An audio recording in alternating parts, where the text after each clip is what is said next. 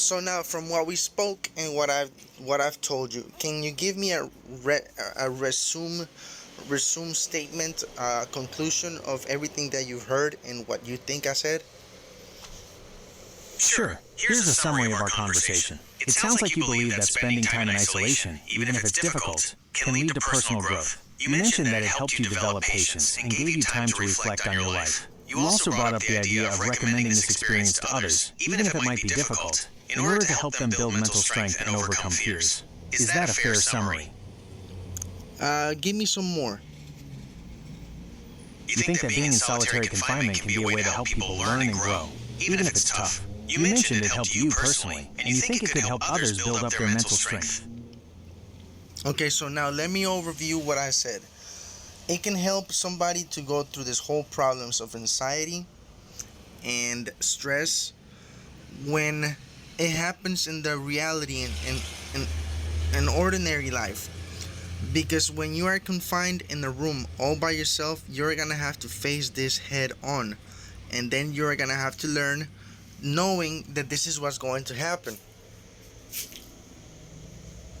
Okay, so to summarize, you believe that experiencing anxiety and stress in the controlled environment of solitary confinement can help someone learn to manage those feelings better when they come up in their normal life. Is that right? That is correct.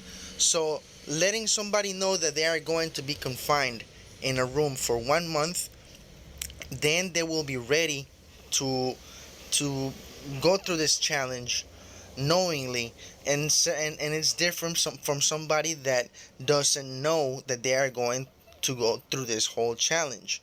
So basically they have to know that there is the possibility for things to happen in life without their knowledge. Okay, so it sounds like you think it's better to prepare someone for a stressful situation, like a big life change, rather than having them face it unexpectedly. You want them to know that difficult things can happen without warning, so they're mentally ready to handle it. Is that accurate? That is very accurate. So when somebody wants to do this voluntarily, they decide, I want to be confined for 1 month without exposure of anything, no contact with people, no interaction, but they voluntarily go through this challenge, would be even better. You're absolutely right. If someone chooses to go through this experience, they're more likely to be focused on the goal of personal growth, rather than just wanting to get it over with.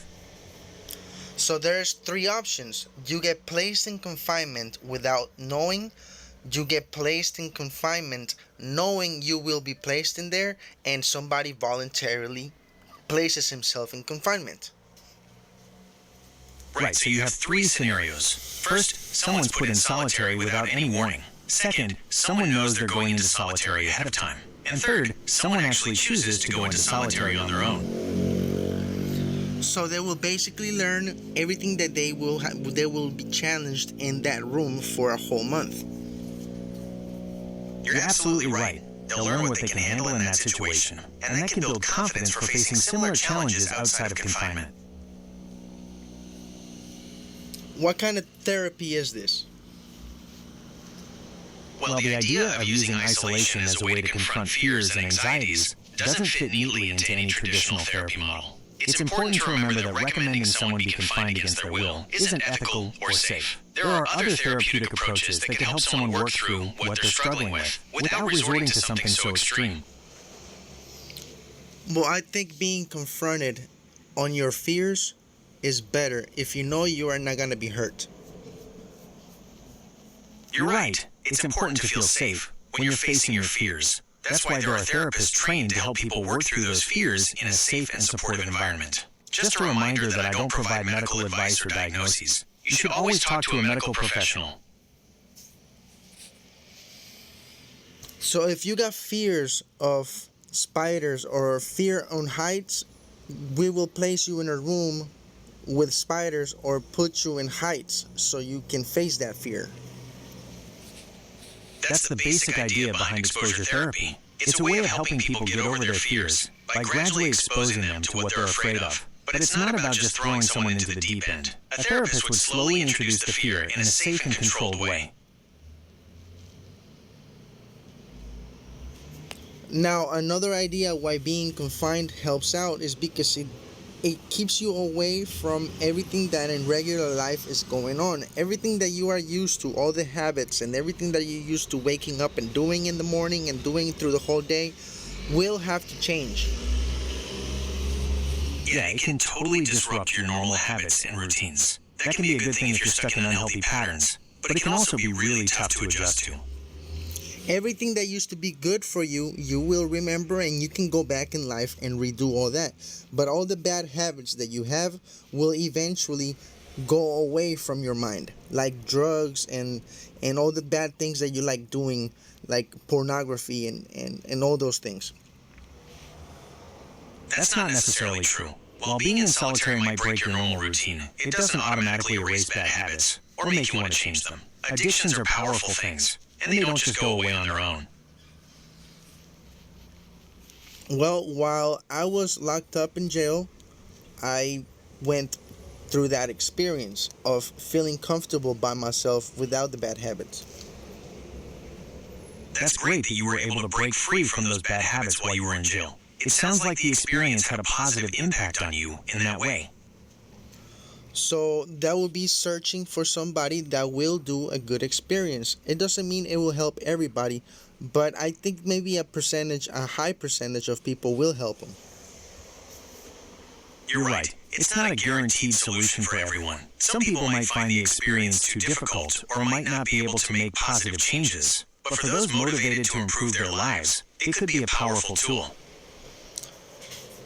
So a person that has drug addictions and is afraid of leaving the addictions, they can either voluntarily face this challenge or they can be placed in there by force. And eventually they will have to go through this challenge by themselves, and next time it happens they will know how to handle it. That's a complex situation. While removing someone from their normal environment might temporarily stop them from using drugs, it doesn't address the root of the addiction. Forced confinement could also create resentment, making it even harder to get clean once they're released. Treatment programs that focus on long-term recovery and building coping skills are generally considered more effective. I think that's for weak-minded people. That's a pretty harsh way to talk about people struggling with addiction. Addiction is a serious problem that affects people from all walks of life, and it's not a sign of weakness. It takes a lot of courage to seek help and make changes.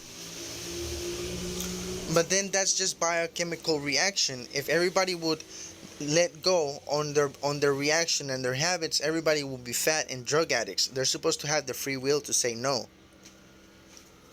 You're right that addictions can have a strong biological component, but it's not that simple. Environmental factors, mental health, and personal experiences all play a part too. It's not fair to say that people with addictions simply lack willpower. So eventually it's their will to do drugs. Addiction is complicated, and it's not always just about willpower. There are biological, psychological, and social factors involved. But ultimately, yes, the decision to use drugs is a choice, even if it's a difficult one driven by powerful forces.